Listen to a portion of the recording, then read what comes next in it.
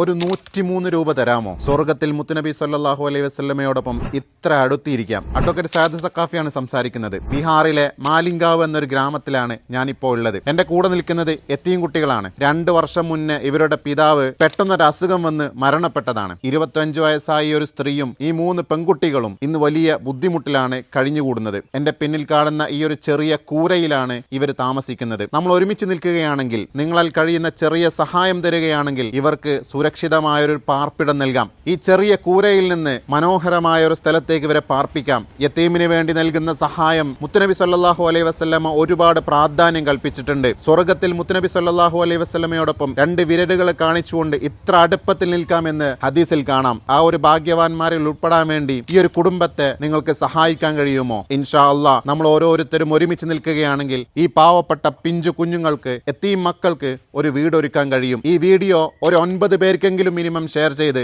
ഈ ഒരു നന്മയുടെ ഭാഗമാവാം. അള്ളാഹു കബൂലാക്കട്ടെ.